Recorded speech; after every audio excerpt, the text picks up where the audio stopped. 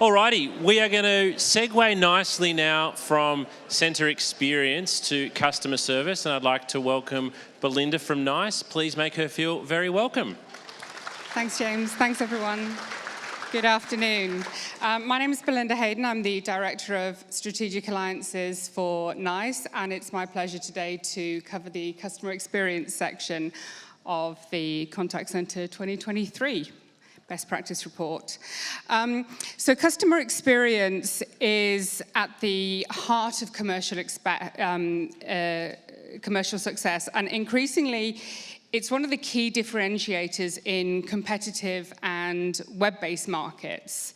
And sometimes it's actually the only factor that distinguishes the organization from another, especially in homogeneous markets, such as utilities, and you don't sort of get a better quality of gas if you switch suppliers, from one to another. So it's usually really just the customer experience that separates an organization from another. And even in non-homogeneous markets, things like, insurance, it's usually during the claims or some kind of personal interaction with an organization, and therefore the contact center again that really distinguishes the business.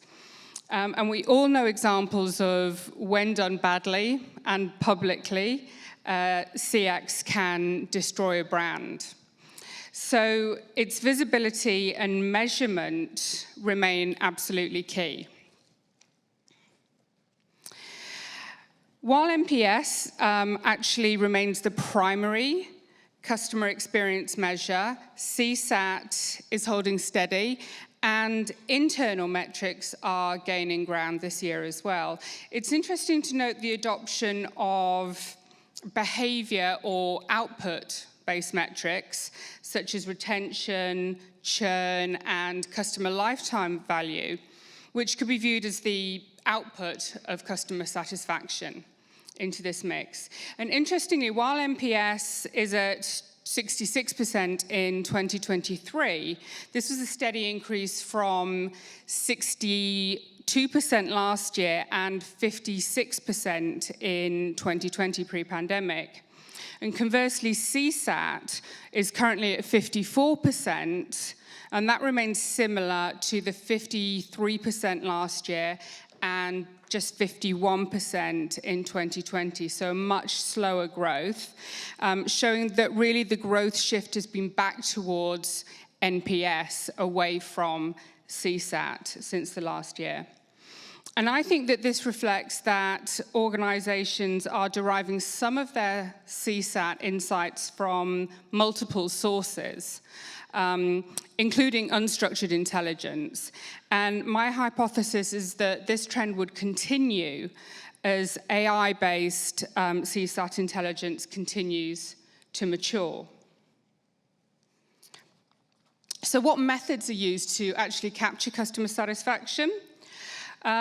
Well, predominantly email, and I think it makes sense that the methods deployed to capture customer satisfaction, irrespective of the channel of interaction, are predominantly email at 59%, followed by still IVR, post-call survey, at 31%. So these numbers haven't changed significantly since last year, but there has been a 26% drop since 2020 in the use of post-call IVR survey, which is down from 42% in 2020. And the shift of feedback captured to the digital space, mainly to email, doesn't come as a huge surprise. I think it aligns with customer convenience and omni-channel strategies. And the only method that has increased significantly since 2020 actually is SMS, which has increased by 46% since 2020. And I think partly that is reflected by the way that actually telco bundles are now presented in Australia. And it used to be, and it still is, very prevalent in the States. for people to use SMS survey, because typically they will sort of send you one question, and if you respond, they may send you another question, and that may keep going for sort of like 4 or 5 questions. And a few years ago in Australia, we didn't necessarily have the call bundles that would mean that text messages were included. So it may have meant, and in fact, I think there was some kind of legislation around it as well, that meant that the consumer was potentially paying for those text messages. But I think the way everything has been rebundled has had some impact into that shift. So I'd keep my eye on the SMS take-up and be interested to know what that number is next year. Okay. So something interesting with the NPS and the unstructured data, and full disclosure here, when Bain & Company introduced the NPS methodology in 2003, although personally I think it seems much older than that, but that could also just be my age, Bain actually worked in collaboration with NICE's customer feedback tool, SMAART to do that. So, you know, we do have a strong pedigree with the NPS, but it is limited in its visibility. It gives you a number. It also allows you, you know, to benchmark and to show the trend. But the obvious question asked generally by management when you say, you know, our NPS is up this month, down this month, or is better in this section than that section, is why? And so that's where your verbatims really come in handy, is, you know, even though they can be quite short responses, is for people to give information such as, you know, well, you know, you answered my question, but I shouldn't have had to have called at all, or, you know, the agent was helpful, but this, but that, whatever. So I've actually spent more hours than I probably care to calculate comparing NPS scores against verbatims. And something I've always found very interesting is when you're looking at the scores that are 0s and 1s, I would say probably about 10% of those 0s and 1s don't match the corresponding verbatims. And what will often happen is you'll see 0s and 1s with a comment that says something like, I've given you a 0 because I just don't recommend anybody to anybody. That's not my thing. But it was really good. It was an excellent interaction, which is always really unfair because you're like, well, that's a 9 then, you know. But customers can't be sort of taught the official methodology.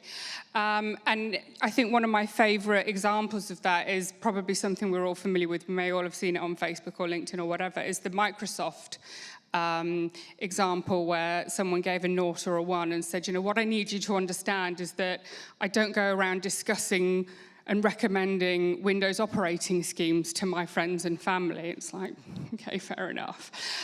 So consumers won't always play by the rules of the methodologies that we set with them.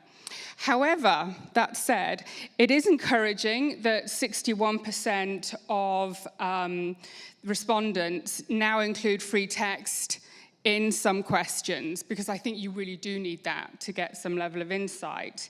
And I think that some of that is down to the ability of organizations to harness that unstructured data for rich insights. However, looking at the next stat, there is some dissonance in capturing free text at over 60%, and actually analysing that unstructured data at less than 20%, suggesting that, you know, a considerable amount of rich data may be available and yet untapped, which really seems like a shame. Still, that 61% is pretty high compared to just 24% in 2022. So that's a huge shift in those that are actually capturing that data, which I think is very positive. And I think as a solution, analytics, unstructured data analysis has finally moved into the mainstream and earned its credibility alongside these quantitative KPIs and metrics. And given the acceptance of solutions in this space, I would anticipate that organizations continue to move towards a more complete analysis of direct and indirect feedback. In other words, asking for and also those that are just present in the conversations, to gain further insights into customer experience, with the trend now shifting towards AI and predictive deployments of analytics. Okay, moving along. So currently we are still seeing, however, quite disparate execution on customer feedback information. Most customer feedback is actioned to varying degrees of formality and structure. At least 2/3 of organizations use customer feedback for systemic changes and improvements, which is positive. But at least 25% of respondents say that they don't really use it formally, and it's a more informal or inconsistent approach. And for me, I think this underlines the complexity of operationalizing this type of technology. It's one thing to deploy and measure customer experience technology, whether it's direct, indirect, unstructured, structured, voice, text, new channels, etc. The challenge still appears to be a cohesive framework and an internal structure that drives organizational improvements from the insights provided. And I think that's still very much the challenge in some organizations. Apologies for the very small font on that, but it will be in the books when you get it later. Okay. So this in turn gives us a new challenge as businesses are looking to adopt consistent quality approach across emerging and disparate channels.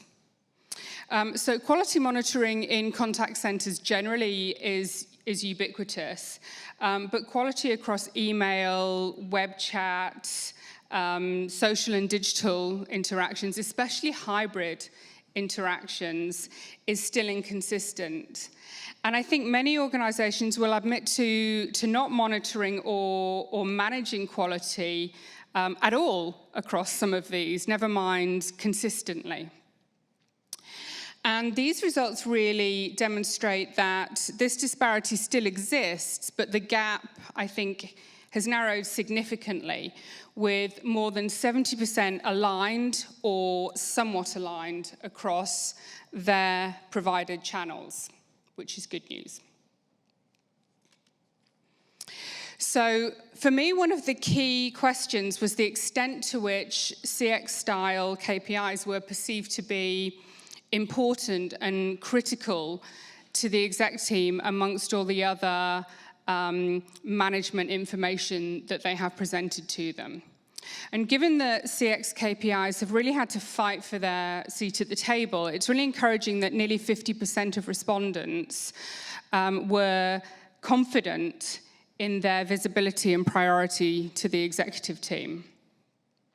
Conversely, nearly 30%, the 11 plus the 13%, were less confident that the executive team viewed CX KPIs as important. And again, I think perhaps the tangible impact of this information needs to be simpler to demonstrate to move it up the agenda. So finally, it's evident that more and more organizations are taking note of the important role that customer experience plays in the success of a business, and NPS and CSAT remain key measurements of performance. While the last few years have been marked by incredible disruption, rapid digital transformation, the data shows that organizations are now taking the time to really reassess and optimize their technology deployments, especially when it comes to the voice of the customer. And the voice of the customer is increasingly playing an important role in that review, which I think is very positive for the contact center. It's gaining in visibility within the organization.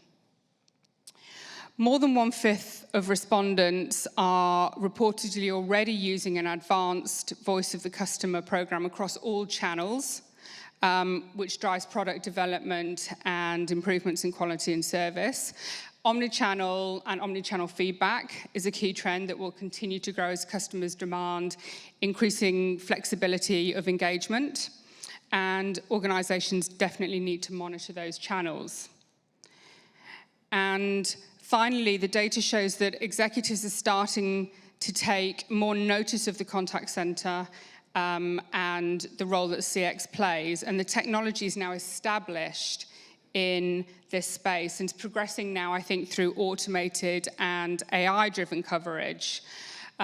Ultimately, I anticipate that this will have a significant impact on how business and technology strategies intersect, and it will drive the need for organizations to prioritize CX information and put a lot more trust in its capabilities. Thanks, James. Thank you, Belinda. Excellent. Such an important chapter. Thank you. I've had about 24 questions come through, but we've only got time for one. Safe asked, what are your thoughts on sharing poor CX ratings on a team level to identify causes and trends? Should there be transparency in accessing poor results? Oh, excellent question. Personally, I think as long as it's not individual, I'm okay with that concept. However, I think it's also important to note that a lot of the times the feedback that customers give is not directed at the agent at all. Even if the question is, how was your experience with the agent today? And this is another example of, the score not matching the verbatim, is when the question is, how would you rate your experience with the agent today? They might give a score that, either is a 7 or something, and then in the verbatim they might sort of punish the brand, or vice versa. They might give a 2 or 3 and say something like, well, the experience was actually, great, but I hate the fact that I had to call in the first place, or you generally suck, or something like that. So I think as long as you're going to be fully transparent and accept responsibility for all the organizational faults as well, and say, we recognize that we're not always making it easy for our agents, and that you're copping some of the flack for that, then I think if you can balance that out, I'm okay with it. Great. Ladies and gentlemen, please put your hands together to thank Belinda from NICE.